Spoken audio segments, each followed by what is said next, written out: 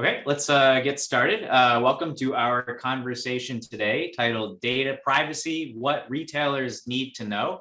My name is Andrew Lee. I'm an assistant professor of operations research here at Carnegie Mellon.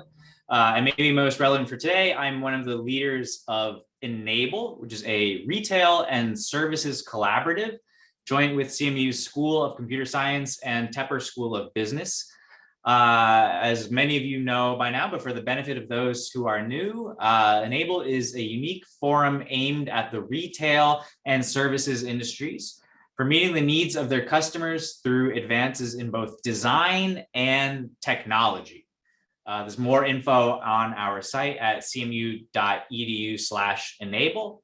And finally, big shout out to our sponsors, Progressive and Zendesk. Just a few logistics for today. Number one, this event is on the record and being recorded and will be posted on our website afterward. And number two, we encourage you to ask questions. In fact, there is time dedicated today just to Q&A. You can ask those questions using the Q&A function in Zoom via the button at the bottom of your main Zoom screen. Okay, so let's get started. Today's topic is one that we at ENAiBLE have been excited to do for a while now. It's also one that's like among our most requested topics. That's data privacy. And it's a topic that I think grows kind of more relevant each day. It's a topic that grows more complex each day. Because on the one hand, the data that we seem to collect becomes more complex, and on the other hand, the regulations around that data kind of meets that complexity. So let me introduce our speaker for today, Norman Sadeh, who is a professor in the School of Computer Science at CMU and a certified privacy technologist. It's tough to give a short summary of Norman's career and accomplishments. Basically because he's had by now at least 3 what you would call complete careers, right? The first is as a researcher, where he's a highly respected and highly cited in the areas of artificial intelligence, machine learning, human-computer interaction, and privacy, just to name a few. And later today, we'll talk more about Norman's research. The second is as an educator, where at the very least, he has shaped kind of the program offerings that we have at CMU. That's something else that we'll talk about today. And finally is as kind of a businessman and entrepreneur, right? His work affects kind of the goings on at companies ranging from Apple and Google to Mitsubishi and Boeing, and on the entrepreneurial side, a company that he started called Wombat Security Technologies just had a successful exit a few years ago. So without further ado, Norman, welcome. Well, thank you, Andrew, for this very nice introduction. And even though you characterize my careers as being complete, I hope that they are not, and I hope to do some interesting work. But it's a pleasure to be here with you. Yeah, the word complete was one that I was nervous about. I hope complete does not signal some sort of termination, just a set of accomplishments. So again, I want to hit on kind of practice, education, and research. But for our audience, maybe let's start with practice. So I think our view at ENAiBLE, right, is on any issue.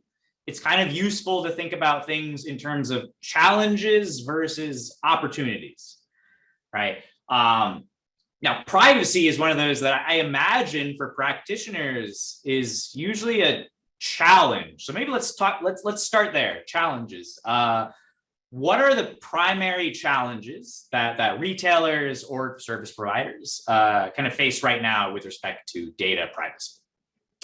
Yes. So, and I think you're correct in saying there are challenges, but also opportunities, and let's not forget about those as well. So, on the challenge side of the equation, this is a landscape that, as you pointed out at the beginning of this session, is changing quite rapidly.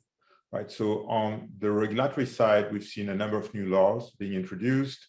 The one that really shook things up quite a bit was the one in Europe. This is still today sort of the law that's driving many developments worldwide. So this is called Gdpr, the General Data Protection Regulation, and that came into effect in May of 2018. So you'd think, okay, this is like 4 years ago, this should be an old story. Well, not quite, for a variety of different reasons. One is that, it's actually a very comprehensive law. It touches on just very many different dimensions. The world obviously has responded to this new regulation. Many companies have revisited things that they were doing. They've tightened things up, but not everyone has done a perfect job. In fact, nobody can even claim that they know for sure that they've done a perfect job, because these new laws, as is often the case, will need to be interpreted in courts.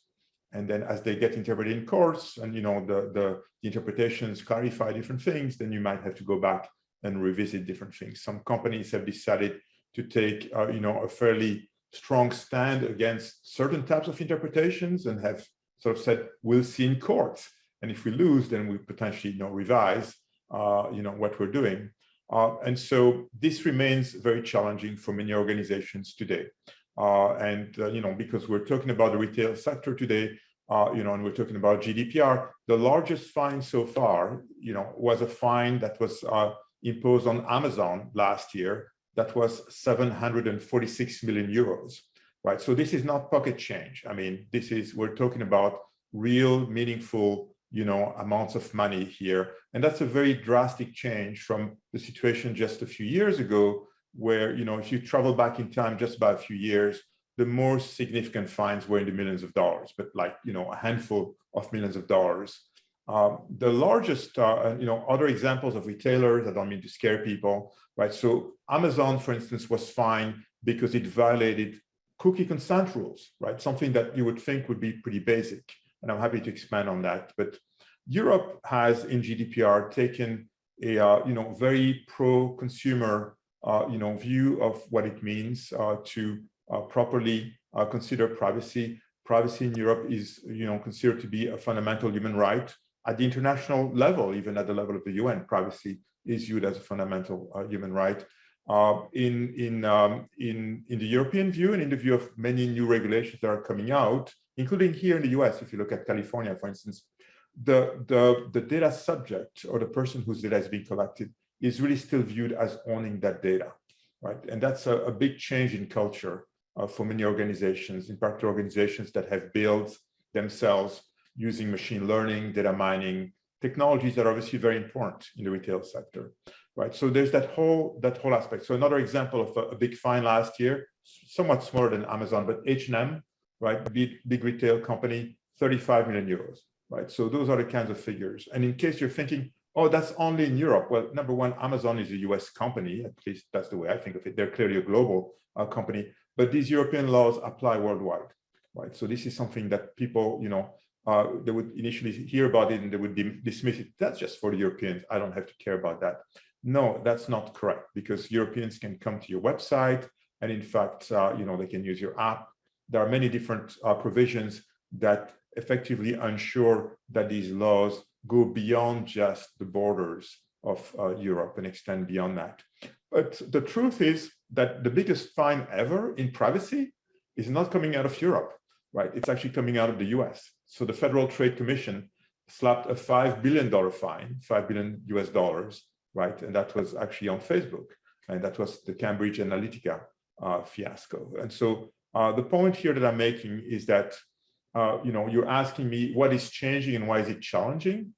Well, it's challenging because the penalties have become a lot more stringent, a lot heftier. The requirements have become a lot more stringent, and they're still left to some interpretation.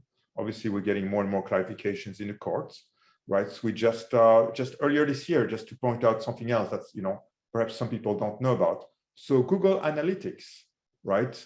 The European Court of Justice found maybe just 6 weeks ago, 8 weeks ago, something like that, that Google Analytics was no longer acceptable, right? So all of a sudden, right, anyone who is using Google Analytics, which is pretty much anyone in the world, right? A few of us are not, but has to go back and revisit what the implications are for them. So clearly, lots of retailers have to, ask themselves, what does this mean for me? But even, starting from a very basic standpoint, people have to ask themselves, what data do I really collect, right? So for many, many years, the fines were so small that people said, well, okay, if somebody decides to pick on me, in the worst case, maybe I have to pay a few $1 million. That's pocket change, no big deal, right? So let's just wait until they complain, and then we'll adjust things as needed. You can no longer take that view. So you've got to be a lot more proactive. So the whole privacy sector has actually seen, tremendous demand for professionals trained in privacy. We'll probably talk at some point about a privacy engineering program. You mentioned we started this program 10 years ago, first program in the world of its kind. And so our graduates are in very high demand, and they've been hiring by many of the usual suspects. In fact, all the usual suspects, as well as many other organizations. So there is that side of the equation. The other side of the equation, and I'm sort of moving on here to give you a chance to get back to me. But the other side of the equation, as you also pointed out, is technology is changing very fast, right? And so AI is everywhere, machine learning is everywhere. Video analytics, which is a topic that's very much of interest to me, is being used, in the retail sector, and it's not just surveillance, right? So it's a lot more than surveillance these days. It's about, recognizing who these people are, that are looking at this product in your aisle, and what sort of marketing pitch you might want to make on that basis, and all these kinds of things. So how do you reconcile these scenarios with these new regulations? That's extremely challenging as well. So those are the challenges. If you're in the retail business, you need to really revisit everything that you're doing and ask yourself whether you're doing it in a way that's compliant, and if not, how do you go about adjusting that, right? So big regulatory changes. These regulatory changes involve culture changes, right? So one fundamental rule in privacy is this concept of privacy by design, which includes the concept of data minimization. So data minimization basically says data is a liability. Yeah, you heard me right. Data is a liability. Now, to someone working in AI, and I'm an AI person, by training, and I came into privacy, 20 years ago. But that's not the way I used to think about data. If you're a machine learning person, right, the more data you can get, the better you feel. Like, oh, you never know, I might be able to use this. Maybe my classifier will identify something that I haven't figured out yet, right? And so there is this default culture in AI and machine learning that the more data you have, the better off you are. Well, privacy laws are turning this on, its head, and basically saying, no, data is a liability, right? It's a liability from a security standpoint, data breaches and the like. It's a liability because all these regulations are basically saying you should only collect the data that you need, only store it, for as long as you need it, only share it with people that you really need to share it with, or obtain explicit consent from users. So all these things, right, are very, very challenging. And these are also, changes that have to do with all these new data flows that new technologies are giving rise to. So that's a very long answer to your initial question. I'm happy to expand on that a bit more. We still have an hour, I think. So, but I'm going to leave it at that for now. In fact, you kind of outlined where I hope we kind of covered through all of today. Let me maybe zoom in at certain spots that I wanted to hit. Maybe just a level set for myself and the audience. So let me just go back to kind of geographic differences, right, in regulation. Maybe just to kind of set the stage. Just to make sure this is absolutely concrete. So if I'm kind of like if I'm an apparel retailer, half of my business is in the US, half of my business is in Europe. What are kind of the main, just to start, what are the main privacy differences that I deal with right now? Or what are the differences, operational differences I need to deal with just from a privacy standpoint? Half US, half Europe. Well, so there's a whole bunch of laws out there, as I've alluded to. So you go to Europe. Europe has GDPR. GDPR is one of those, extensive sector agnostic regulation that says if you collect data about people, this applies. It doesn't matter if you're in the retail sector, the financial sector, the travel industry. I don't care. You're collecting data. These are the rules of, engagement. Here in the US, that's not the way we've operated, right? So here in the US, we've got much more of a sectoral approach, right? And so you've got obviously, financial sector, Gramm-Leach-Bliley, health industry, HIPAA, education, FERPA, right? I mean, you name it. We've got all these different regulations, right? Someone in Congress would embarrass themselves by renting inappropriate videos. Congress would decide that it's time to pass a privacy law about video rentals, right? That's how we ended up with all these different laws. We have a few federal laws, right? We have COPPA for children. We have obviously, as I said, Gramm-Leach-Bliley and so on. Those are sectoral laws. So these are all federal, by the way. I'm sorry to confuse things here. But we also have state laws, right? So every state, has its own privacy laws, and we even have laws, and ordinances at the level of municipalities. So it's a very, very complex landscape. Just, privacy breaches, data breaches, right? What are the rules of engagement? These rules vary from one state to another.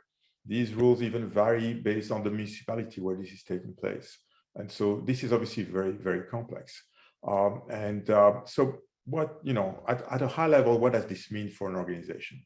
Well, it sounds like a complete nightmare if you think about this, right? If I've got to, figure, all the different laws I've got to comply with. So at some level, many people have decided that, hey, let's aim for the high watermark, right? If, like you said, 50% of my customers, are going to fall under GDPR, and GDPR is by and large the most stringent law, perhaps, I can get away with just aiming for compliance with GDPR rather than driving myself crazy and figuring how I can get away with slightly laxer rules if I can really identify that this person is not falling under GDPR.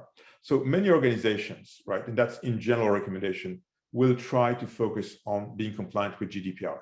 And that obviously places the bar very high. There are a few things, so I don't want to, suggest the wrong, something that's inaccurate here.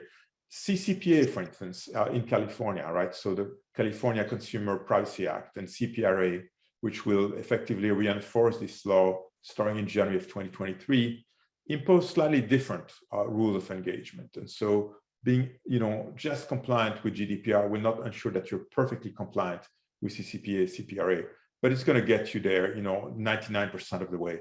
And so then there are a few additional twists that you might want to support to deal with those additional requirements. So the challenge, in a way, as I think you pointed out, is, can I even try to segregate, between different customers? Do I even want to go there? And the answer is, even the very, very large companies, many of them are just not doing that, right? They're just saying, this is too complicated for me. Companies that truly have the resources. If you're a small outfit, right? If you're a mobile app developer, 3 guys in a garage or what have you, right? Definitely not, right? You just want to, be compliant with one regulation if you can, and that's it. I see. So I see kind of 2 challenges just from reading what you're saying. One is obviously just even the current kind of diversity of regulations, and kind of your ability to specialize the different businesses that you're doing across different geographies to the different sets of regulations. I mean, in some ways, that's kind of a function of your own scale, right?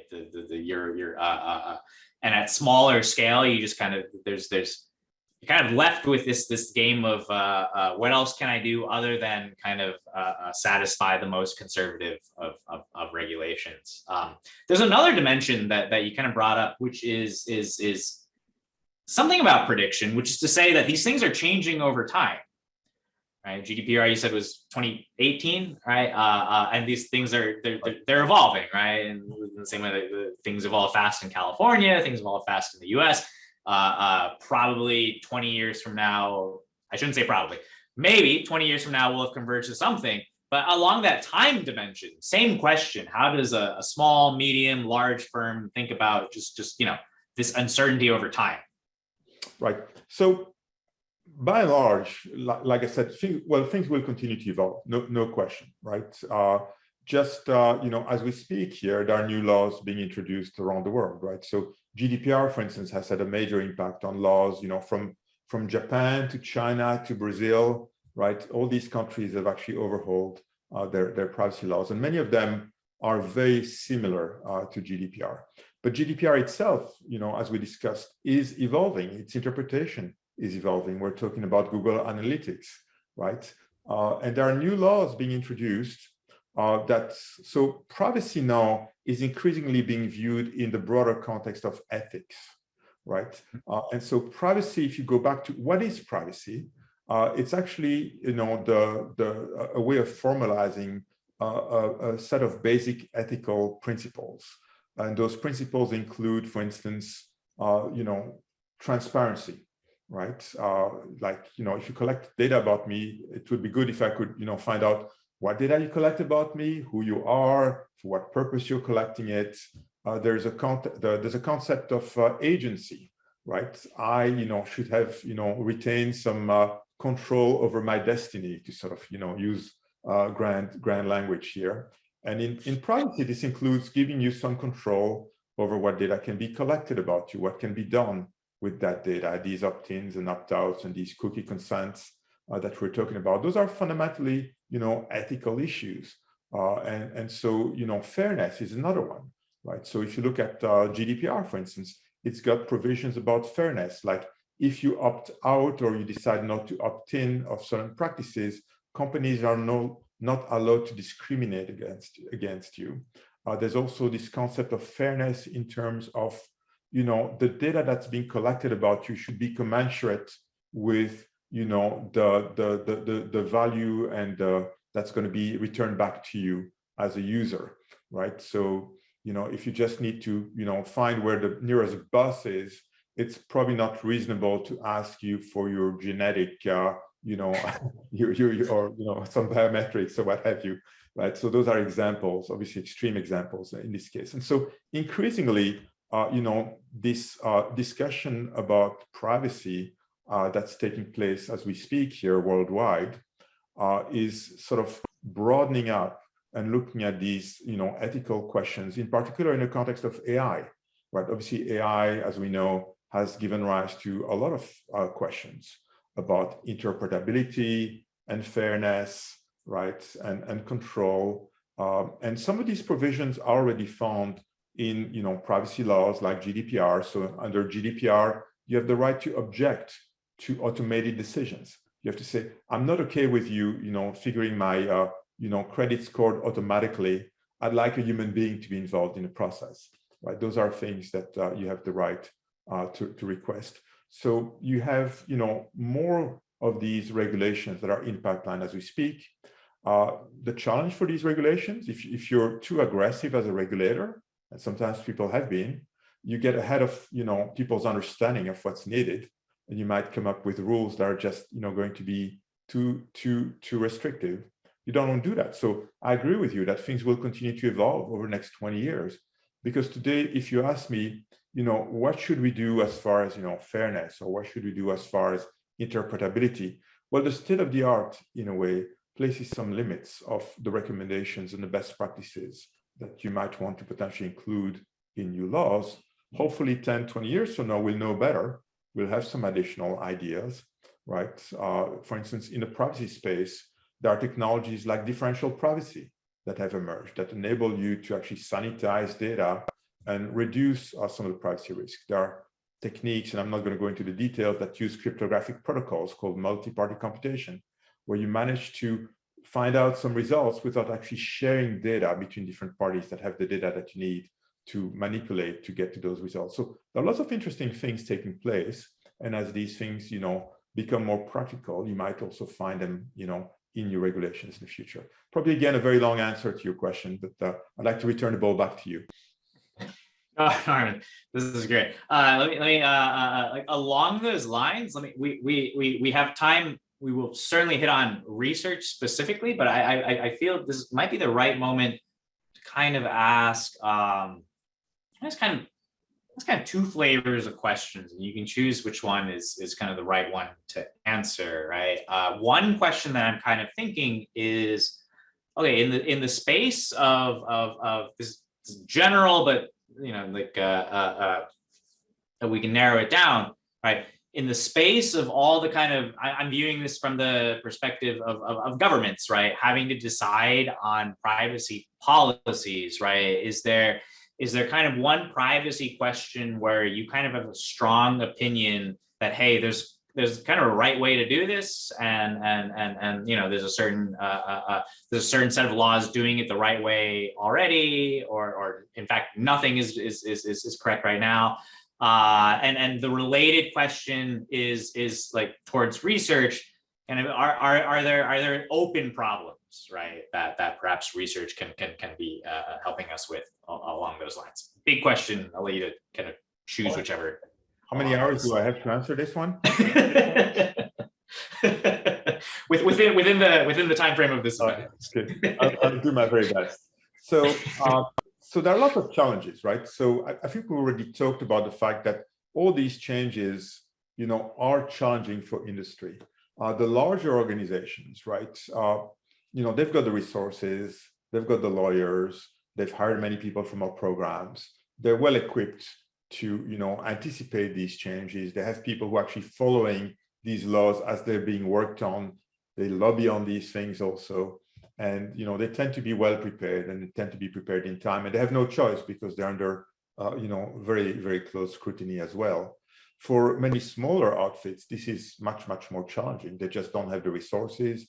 They don't have the know-how, right? If you're a startup, right, whether most startups don't think about privacy. It's just not on their radar until an investor, tells them, hey, have you thought about privacy, right? And it's like, oh, okay, what do you mean? Like, I didn't think that this was relevant to me. Well, you're collecting this and that. You're doing all these things.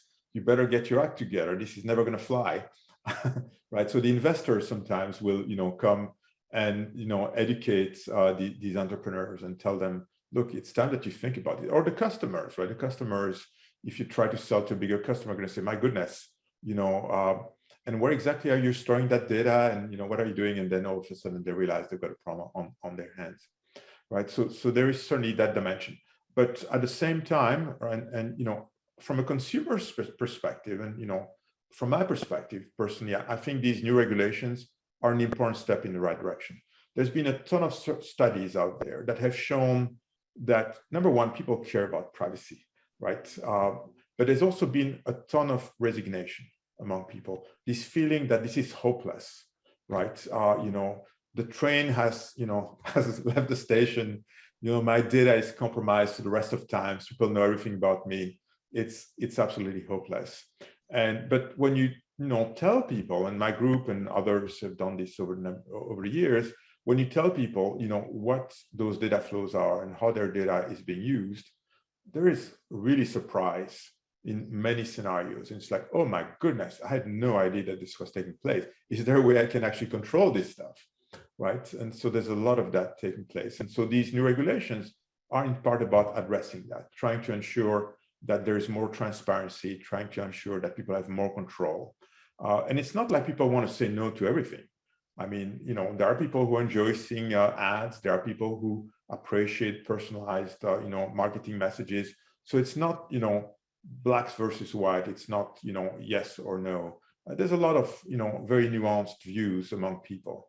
And it's all about enabling them to tailor that experience so that it's consistent with their privacy expectations. The big challenge in my view today in privacy, and a lot of my work is geared towards that as far as research is concerned. It's the fact that these regulations have imposed unrealistic expectations when it comes to what consumers are actually able to do. So the cynical view of GDPR and is that nobody was already reading privacy policies before GDPR. The effect of GDPR with the requirements for greater, more detailed disclosures about what data has been collected and what happens to it and all these sorts of things is the privacy policies have become 25% longer. So what are the chances that people are going to read those things, right? The privacy, these regulations have introduced new, controls for people. My group and I, have worked on, for instance, mobile app permissions for over 10 years.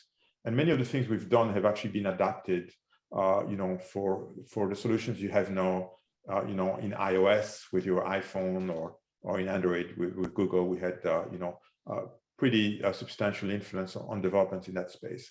But, if you look today at the number of settings you've got on your phone to just control the data that your apps can access, right? And a typical user these days has between 50 and 100 apps on their phone. And each one of these apps might request, 2 or 3 different permissions. You do the math, and you might have to configure over 200 different settings, right? So this is wonderful in terms of, yes, in principle, we've given you more control.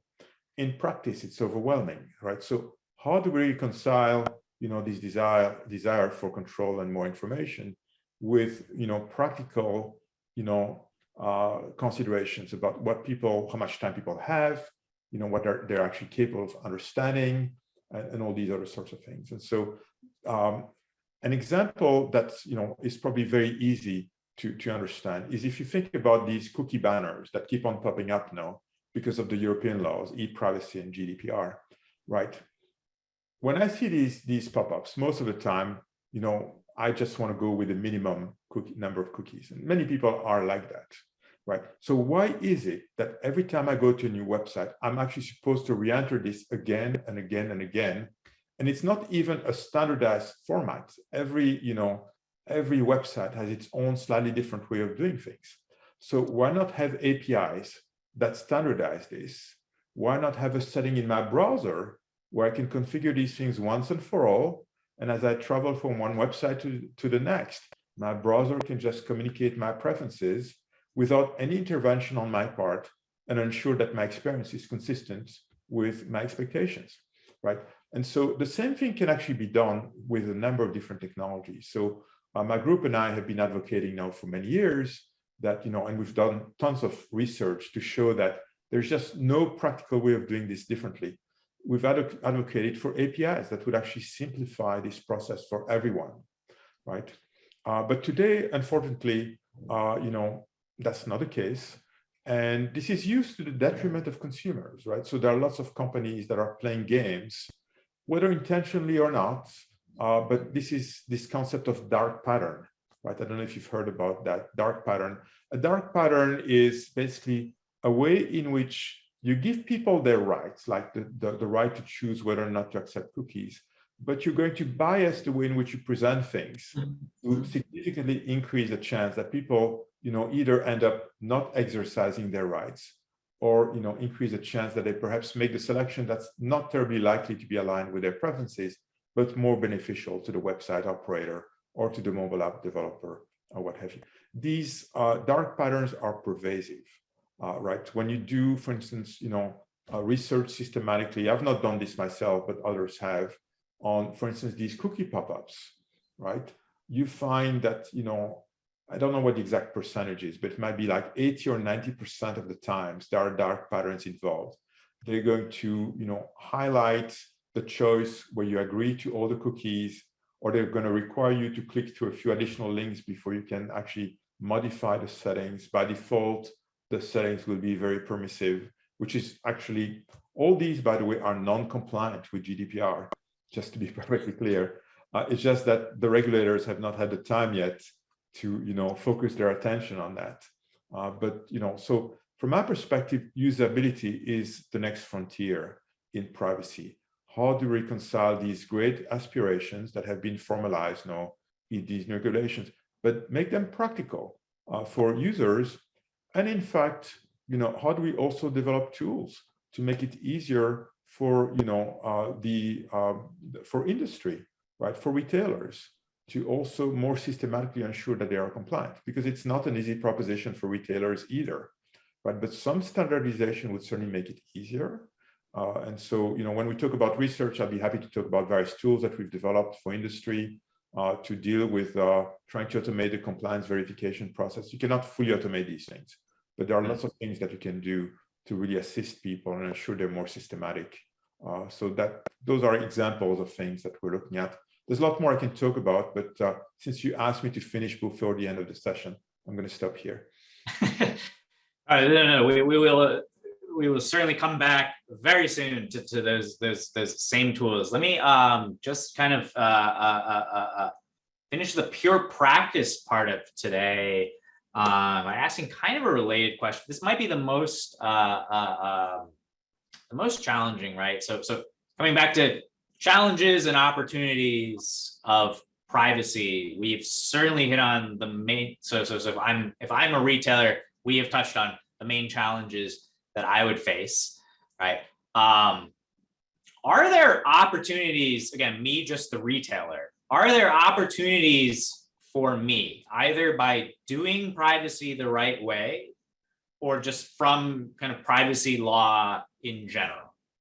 So this is a very good question. I'm glad that you're, emphasizing this, because you did ask me, but I didn't really do a very good job at answering that part of your first question. So I think that there are truly opportunities, right? If you look at, privacy today, there are a number of companies that have effectively made privacy part of the image that they're trying to project, right? So I think Apple is on everyone's mind, but there are a number of other companies. You've got, tools, right? Think about Signal or some other messaging application. So there are a number of different companies that are actually making money in privacy or because of privacy. So there is really room, I think, for a company to establish a very special relationship, a relationship of trust with people whose data they collect, and tell them, look, I'm going to be a good steward of your information. And as you do that, I think you're going to increase the chance that people are also going to agree, right, to you collecting some data that perhaps by default they would not agree to having you collect, right? We know for a fact through research that we've done over the years that brand has a big impact on how people, feel about the data that they're willing to disclose to different entities. If you have, a positive image of a particular company, you're more likely to be willing to trust them with your data. If you do not, then you're less likely to do so, potentially going all the way to disclosing your to discontinuing your relationship with that organization and moving on to another one.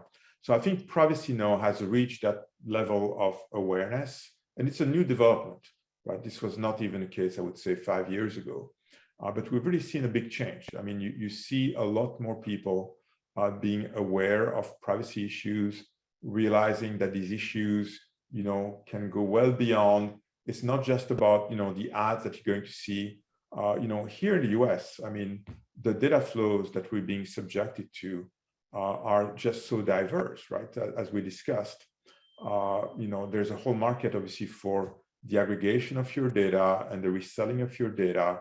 And that data is being used across so many different decisions, including, insurance premiums, whether or not you should be insured, and, employment, right? And people are not necessarily aware of all these things, but it's certainly very much part of the landscape. And I think that, over time, people are starting to realize that, boy, there are things like that happening. Maybe privacy does matter. And, and I think that's reflected now in people's attitudes also when they look at different companies. So yes, I think there's a genuine opportunity in this space. What does this mean, right? So, well, obviously it means ideally being compliant. So if you get slapped with a fine, that's not going to help your image. But there are also, a few simple things you can do. And so messaging is very important, right? So yes, you can write the best privacy policy ever, 10, 12 page in length, and address all the considerations that are expected to be addressed by different regulations. And from a legal standpoint, you have no choice but to do that. But knowing that your customer will never read these privacy policies, nothing prevents you from also developing much more succinct characterizations of what your practices are, using logos, using understandable language, right? That can go a long way towards establishing a relationship of trust. Making sure that people are not surprised, right? The surprises are typically, where you're going to basically damage the relationship that you have with your customers. So I would say, summarize your privacy policies with a few logos. Look at what Apple has done, based actually on our own work at CMU back in 2013, right? Developing privacy nutrition labels for mobile apps, right? This was introduced now in the fall of 2020 by Apple. They called us and they said, by the way, we like what you did. We're trying to do the same thing. Not that they've done it perfectly. We're sending them some recommendations as we speak here on things to improve. But those are examples of things, right, that you can do. What's interesting in retail is that, and this is true actually in many other sectors too, is that you've got also this combination of virtual interactions and physical interactions, right? So physical retail spaces have not fully disappeared. Malls exist, stores exist, right?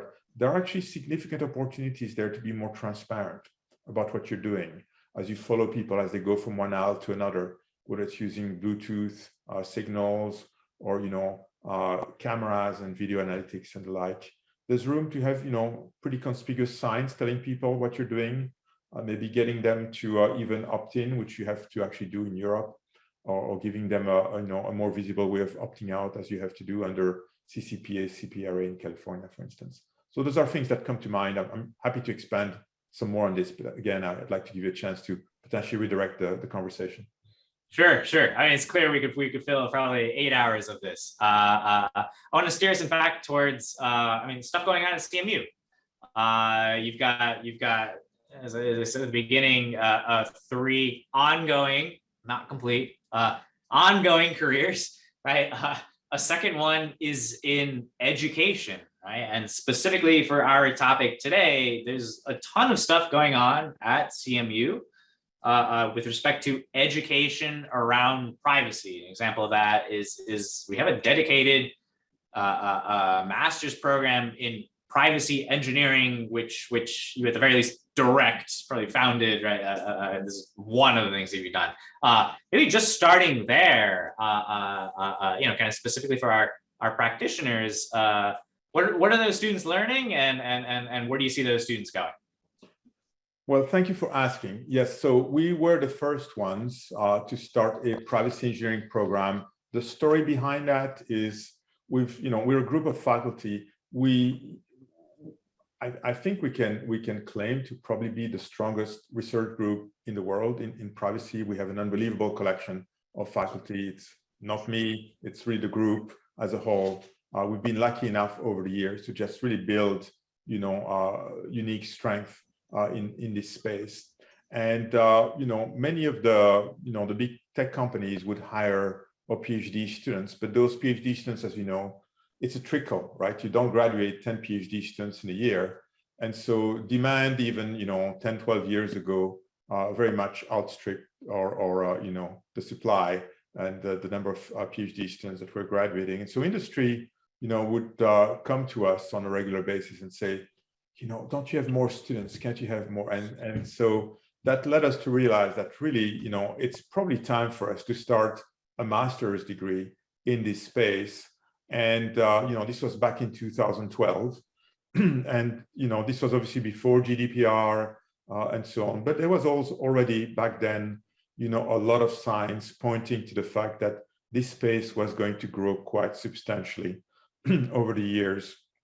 And so we launched this program and obviously, it's been very successful. And as I said, our graduates are in very high demand. So what do we teach them? And what is even a privacy engineer? So my co-founder, Laurie Craner, and I have written a few different papers in this space, sort of really defining what privacy engineering is, because this was a new role. So for many, many years, right, privacy was typically a role that would be filled by someone with a legal background, right?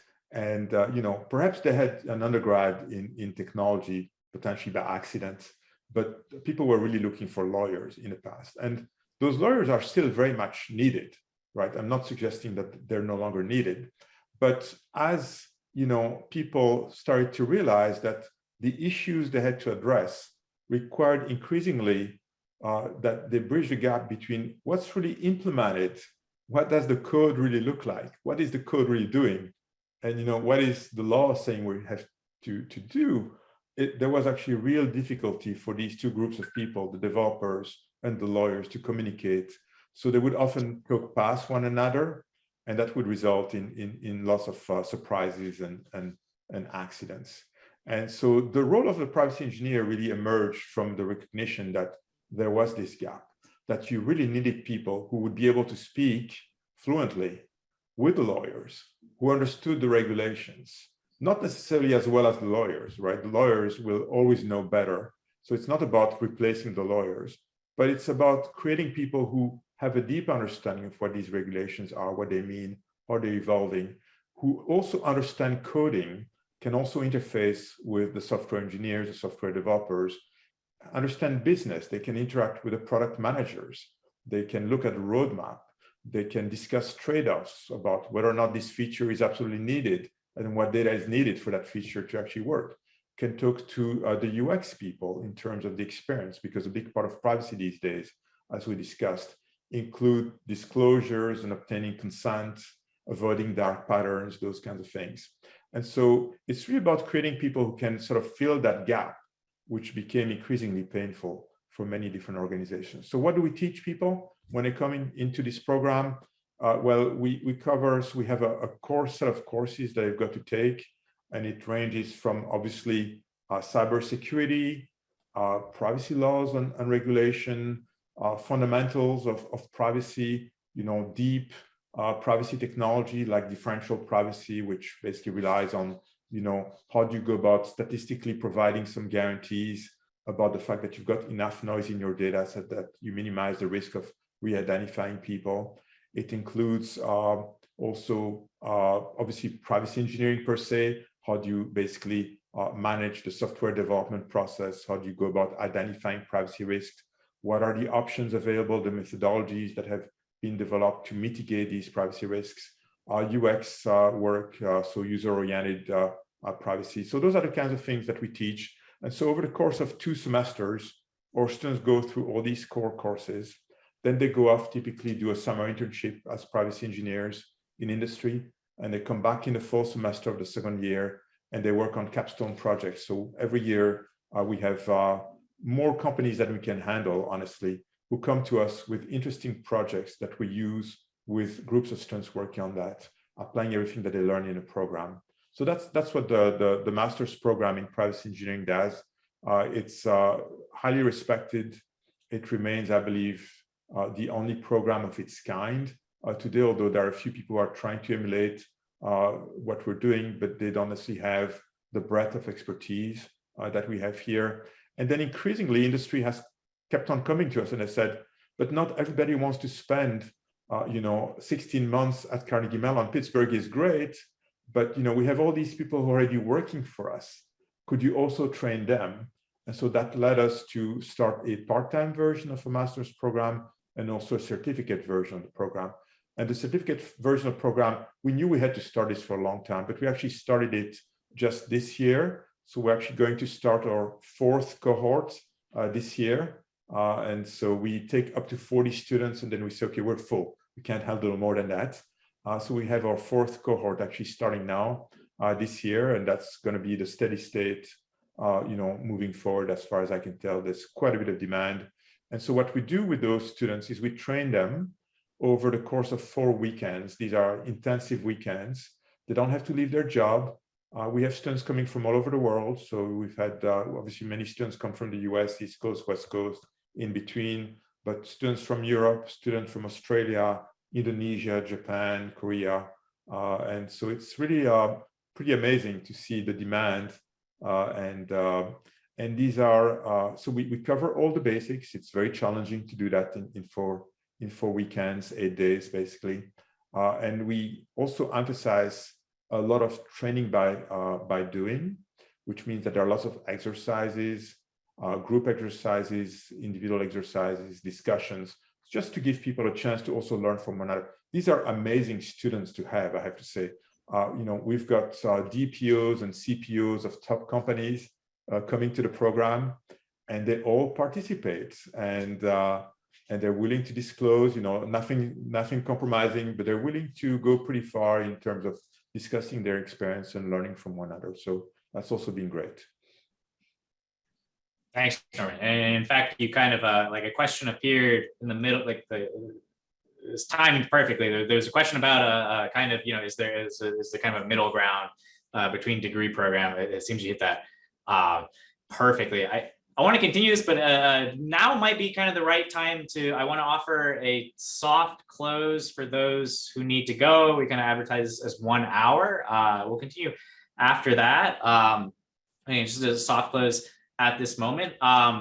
So if you'd like to apply our conversation today to your company, this is to new and current ENAiBLE sponsors. I invite you to arrange a follow-up discussion with Norman and members of his lab, actually his labs, plural, to explore opportunities to partner on a project, or we will also kind of, we will, in the follow-up email for today, send out a set of links related to the different programs that Norman was just talking about, and more, frankly. So plenty of information to come. Zooming out further, please stay tuned for an announcement for our next event that's happening Thursday, April 28th at 1 p.m. We'll be speaking with Progressive and Standard AI on the topic of customer confidence in AI-driven experiences. So we're very much looking forward to that conversation.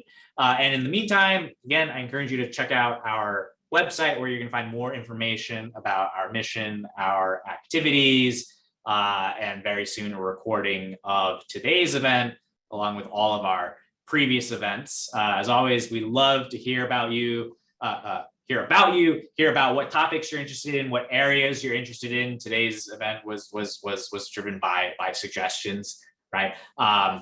What do you think about? Let us know. You can write to us at enable@cmu.edu. There's a link right here. And finally, we encourage you to join ENAiBLE as a sponsor. It's the deepest way to participate with our community of design and technology innovators.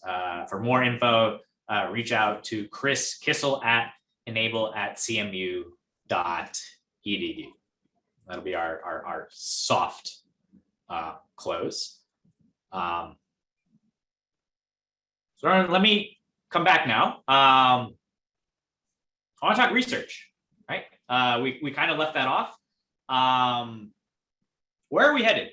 So again, I know we could fill minimum 8 hours on this, but maybe what's kind of your labs kind of, what are the problems you're thinking about? What's kind of closest to kind of high impact these days? Right. So there's a lot to talk about, but at a high level, this issue of usability, how do we enable people to take advantage of, these additional rights that have been introduced, these additional details that are being disclosed?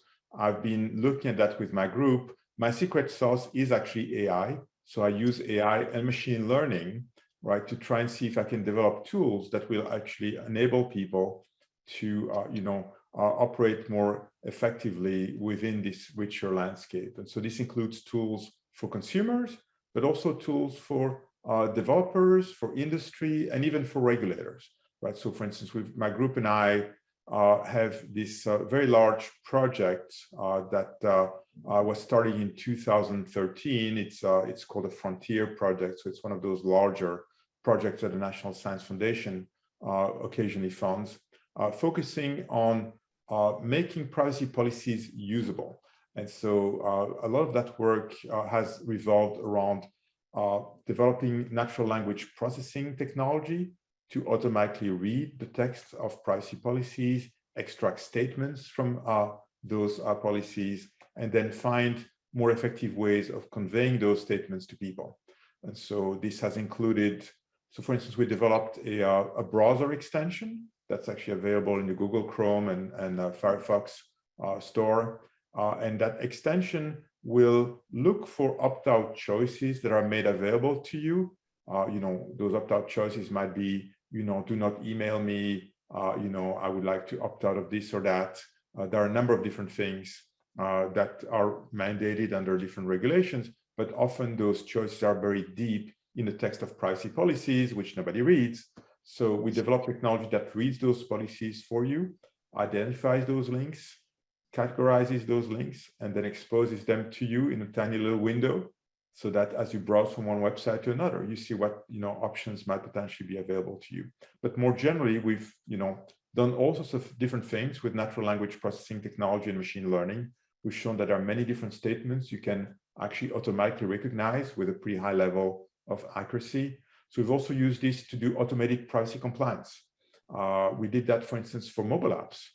We developed a tool that we've used with industry and also with regulators where you can analyze the code of a mobile app.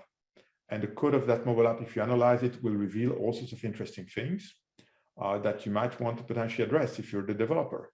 So it might show you that, hey, you're sending sensitive data unencrypted. You better fix that.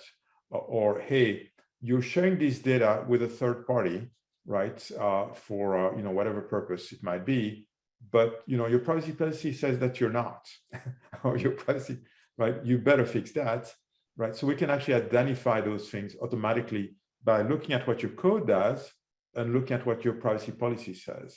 And so we worked, for instance, with just around the time GDPR was launched, a big European company came to us and said, we've got all these mobile apps, that we use, and I cannot reveal the name of the company, but we actually no longer have the developers who develop these mobile apps. They're a big part of our products today, but we actually acquired these apps as part of companies we acquired, and then the developers moved on.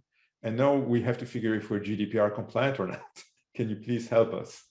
And so we're actually able to help them quite significantly. It's not like we find everything. So there's no way to fully automate this process. But you can, by analyzing the code, you can actually identify all sorts of things. And you can also tell people, by the way, here's a question that you should try to answer.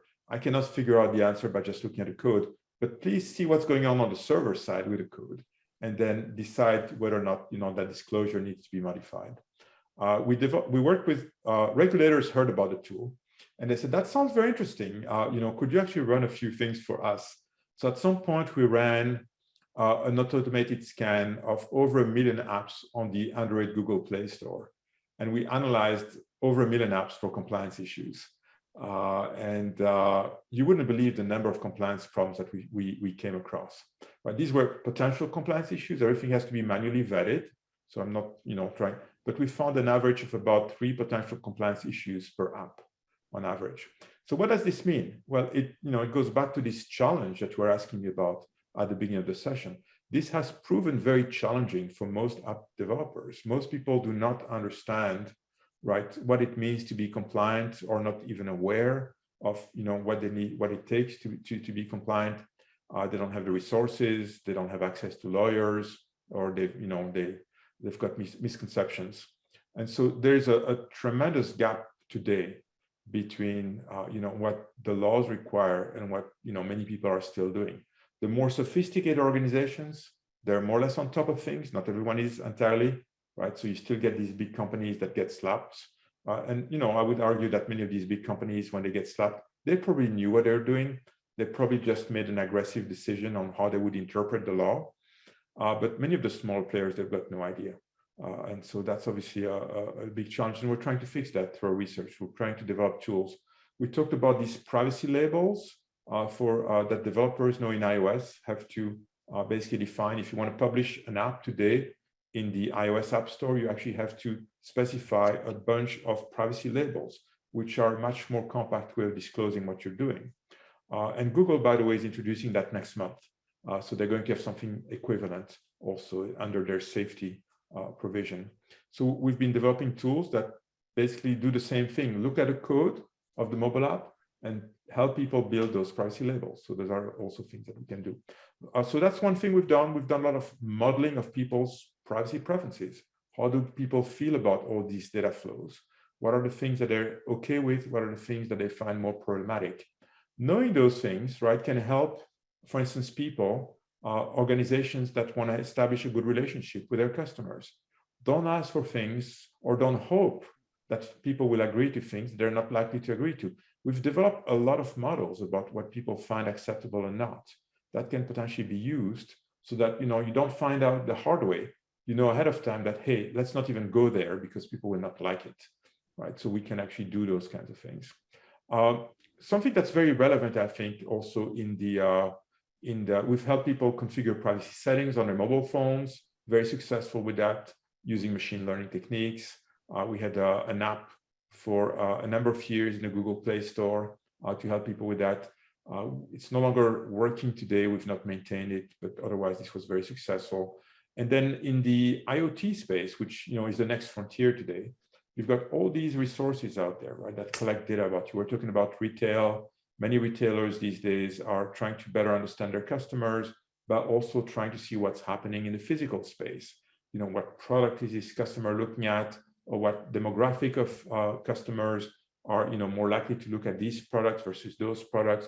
How should I place my products in which aisle?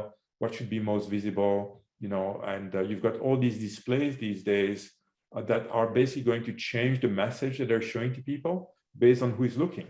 And so they're going to look at your demographic, potentially some other data, and then they're going to change. And if they see that you're a younger person, maybe you're going to direct you to one section. If you're somebody else, they might direct you to another section. So there's a lot of that taking place. Under new regulations, such as GDPR or Cpra or Ccpa, you're number one supposed to disclose these things to people. And the language basically says at or before the time of collection, right? Especially under GDPR, where you're supposed to, people are actually, they've got to tell you, I'm okay with this. You cannot collect the data before they've indicated they're okay. And even under Cpra and Ccpa, people have to have a chance to opt out before you start collecting, right? Otherwise, it's too late. And so you have an interesting need now to advertise or to publicize, right, all these data practices. And there's no good solution to do that, as it turns out, right? So yes, if you're browsing the web or if you've got a mobile app, there's an obvious screen where to put that. If you're there, right, by yourself in a store, where do you display things? Are you going to have a sign on every aisle, right? Or is there some more effective way of doing that? So we've developed an infrastructure to support these things at scale. It's actually deployed worldwide, or not worldwide, but it's deployed in over 20 countries today.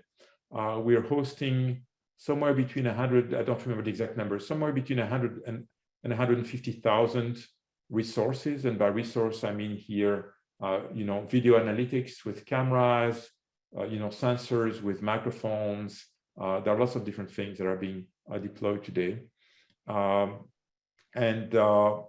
We've got the infrastructure in place. So if a mall operator, for instance, wants to come and wants to say, hey, I'd like to use this solution to start publicizing more effectively what I do and enabling people to, access this information through their mobile app on their phone and potentially, opt in or opt out based on, what the law requires in that particular space.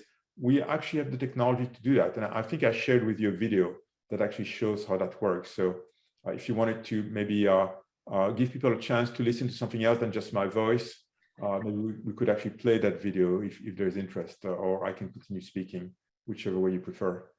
We are set up to show that video. I think just check with Brian. Can we try showing that video? The Internet of Things is everywhere. From a Ring doorbell that collects visual, audio, and presence data, to cameras that record you as you drive through toll booths, and location sensors that track where you move in a store. These millions of devices are often hard to notice and collect data without our knowledge or consent. So that's why the Internet of Things portal was designed to change this. Whether you would like to publicize the presence of your IoT resource or are a business required to comply with regulations such as GDPR or Cpra, the IoT portal makes it easy for you. After creating an account, you can start publicizing the data practices of your IoT resources. And thanks to a growing collection of templates made available on the IoT portal, you can now speed up the process to create your resources. If your IoT resource does not have a template yet, no worries. A wizard is available to quickly guide you through the process. And once you have published your IoT resource, anyone with our IoT Assistant app installed can discover it. If you're managing many IoT resources, you can also create your own registry. Registries allow you to group resources based on geographic location, such as a neighborhood, a mall, or an office building. Additionally, you can allow others to publish resources in your registry. In our newest update, we've introduced a brand new dashboard that allows you to glance at all your resources, registries, and templates with insightful statistics and easily accessible shortcuts to do even more faster. So whether you want to publicize the presence of your IoT resource in your neighborhood or comply with privacy regulations, our IoT portal is here to help you. So don't wait. Go to iotprivacy.io, create an account, and get started. I don't know if you have any questions on that, but the point here is that if you look at a mall today, or if you look at a store, the state of the art is typically a sign that says this area under camera surveillance or what have you, right? That doesn't tell you very much, right? It basically, it doesn't tell you what data is being collected exactly. Is there, analytics running in the back? What are they doing? Who is data being shared with? How long is it going to be retained with? What rights do I have as a user? How do I opt in? How do I opt out? Under CCPA, Cpra, you have to have the ability to potentially opt out if that data is going to be shared with third parties. And so, under Cpra, if you're, someone under the age of 16, you've got to potentially, opt in before they can start collecting some of that data. And so there's no mechanism, right? A sign on a wall just doesn't do it. You can have a QR code, and our technology supports that, but we also support location-based notifications, including the ability for people to configure what they want to be notified about, so that you don't, keep on, being notified about the same thing over and over again. Or if there are scenarios that you really don't care about, it's like, okay, don't bother me with that. I only care to know about those things, because those are the ones that I would be surprised about, or those are the ones that I want to potentially allow, right? So those are the kinds of things that we do. Let me ask maybe like one last question. So there's a theme running through all the research that you just described. I would say kind of around transparency, right? Now there's three parties involved, right? As the consumer, the one providing the data, I think the value of transparency is clear to that set of folks, right? To the governments that decide regulations, once again, transparency, the value of transparency, very clear. How do the third group is the businesses. How should they think about kind of the value of this transparency, right? Is there kind of an obvious value to that? I think it's twofold. One is you don't want to get in trouble with the law, right? So these regulations give you no choice. You've got to do this. But number two, even though many people are not doing this just yet, and I expect things to change, relatively fast over the next couple of years. But, there's also room here to be a first adopter, right? And to basically establish yourself as, someone who is setting the standard in this space. And you can do this while dragging your feet and potentially do a terrible job, and the regulators might eventually catch you and get you in trouble. Or you can really, embrace this and, show users that you're really on board with what they care about. And it's, and then you establish a much better relationship.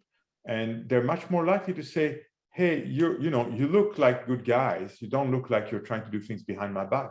I'm okay with you collecting this data about me for this particular purpose. I see value in that, right? Rather than creating a much more antagonistic relationship with your customers, where all of a sudden they freak out about anything you ask about them because they just don't trust you. You drag your feet, you're doing a terrible job. They can't figure out what you're saying, even when you do, disclose things according to presumably the law.